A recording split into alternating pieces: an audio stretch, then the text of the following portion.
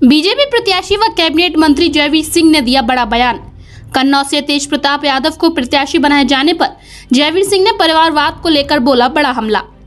जैसे जैसे चुनाव की तारीख नजदीक आती जा रही है, वैसे वैसे राजनीतिक पार्टियों द्वारा चुनावी मैदान में उतारे गए प्रत्याशी नुक्कड़ सभाओं के माध्यम से मतदाताओं को लुभाने में लगे हुए हैं और अपने हित में मतदान करने की अपील करने लगे हैं। लोकसभा चुनाव 2024 को लेकर मैनपुरी में लगातार नुक्कड़ सभाओं का दौर जारी है, जिसके चलते आज बीजेपी के जयवीर सिंह चौहान ग्राम मंचना पहुंचे थे, जहां उन्होंने समाजवादी पार्टी पर परिवारवाद का तंज कसते हुए जमकर निशाना साधा। उन्होंने मीडिया से रूबरू होते हुए कहा कि हम तो बार बार कहते हैं कि मेरी आशंका सही साबित होती है। इनका पीडीए परिवार डेवलपमेंट अथॉरिटी ऑफ सैफई, इसके अलावा किसी के पास कुछ नहीं है। यादवों के पल्ले कुछ नहीं पड़ेगा। घोसी कमरिया किसी को कुछ नहीं मिला, क्योंकि परिवार में ही तीसरी पीढ़ी प्रवेश कर रही है। अखिलेश जी की बेटी भी चुनाव में प्रवेश कर चुकी है। इसका मतलब साफ है कि परिवार से कुछ बचना नहीं है। ना यादव को कुछ पल्ले पड़ेगा और ना ही किसी अन्य को। केवल राजनीतिक जो भी मामला है वह परिवार तक सिमट गया है। इसलिए उत्तर प्रदेश में भी परिवार को सिमटाने के लिए 0 नंबर से पास करने का प्रयास किया गया है। यह 0 पर आउट होंगे। एक भी सांसद इनका नहीं आने वाला है। 80 की 80 सीटें बीजेपी जीतेगी। कमल खिलेगा, चाहे उनके परिवार के जितने भी लोग लड़े। शुरुआत तो मैनपुरी से ही होगी। जहां भी उनकी पार्टी लड़ेगी वहां 0 पर आउट होगी।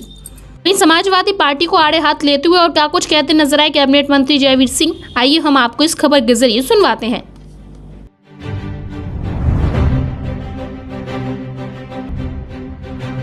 तो बार बार कहते हैं, ऐसा कहते हैं और वही आशंका सही साबित हुई। इनका पीडीए परिवार डेवलपमेंट अथॉरिटी ऑफ सैफई, इसके अलावा किसी कुछ है नहीं। यादवों को पल्ले नहीं पड़ना। शिव प्रसाद यादव जी चिल्ला रहे थे कि घोसियों को कुछ नहीं मिला। हम कह रहे घोसी छोड़ दो, कमरियों को या किसी कुछ नहीं मिलना, क्योंकि परिवार में ही तीसरी पीढ़ी प्रवेश कर रही है। अभी हम अखबार में पढ़ रहे थे, आप भी लोगों से सुन भी रहे थे, देख भी रहे थे, अखिलेश जी की बेटी भी प्रवेश कर चुकी है, चुनाव में शामिल हो चुकी है। इसका मतलब साफ है कि परिवार से कुछ बचना नहीं है। किसी न किसी यादव को कुछ पल्ले पड़ेगा, न किसी अन्य को पल्ले पड़ेगा। केवल और केवल सारा राजनीतिक मामला जो भी है वो परिवार तक सिमट गया है और इसलिए उत्तर प्रदेश में भी परिवार तक सिमटाने के लिए इस बार 0 नंबर से पास करने का निर्णय किया है। इनका ये 0 पे आउट होंगे। एक भी सांसद इनका नहीं आने वाला है। 80 की 80 सीटें भारतीय जनता पार्टी जीतेगी, कमल खिलेगा। उसमें इनके परिवार के चाहे जितने लोग लड़ रहे हैं, ये शुरुआत मैनपुरी से होगी और जितने भी लोग लड़ रहे हैं, जहाँ भी इनकी पार्टी लड़ रही है, इस बार 0 पे आउट होने वाली है। आपका बयान बहुत चर्चा में है, जिसमें आपने बयान दिया था कि 2022 में सरकार जनता ने आपको सरकार और 2027 में चुनाव होने। तो आपका कहना ये था कि इस बार 2027 का चुनाव नहीं हो रहा है, इस बार चुनाव 2029। अरे ये वन नेशन वन इलेक्शन, अरे उसमें प्राथमिकता में, पार्टी की प्राथमिकता में मेरा बयान नहीं है, पार्टी का स्टैंड है। क्योंकि परिवारी लोकतंत्र में चुनाव, कोई न कोई चुनाव दर चुनाव आते रहते हैं।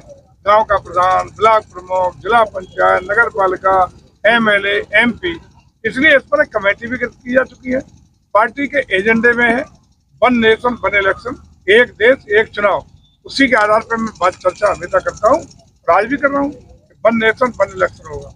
हमलावर है आपके बयान को इस तरह से देख रहा है कि अभी नतीजे आए नहीं है। मंत्री जी का इस तरह का बयान केवल लोगों को डराने के लिए दिया जा रहा है। कोई, अरे इसमें क्या डराना है? वन नेशन वन, इसमें क्या डर है?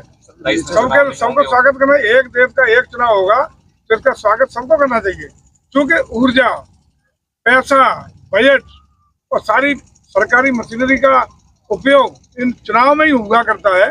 इसलिए विकास की योजनाएं, जनहित कार्यों की योजनाएं, अन्य देश और प्रदेशों के अन्य ऊर्जा सब चुनाव में खर्च होती है।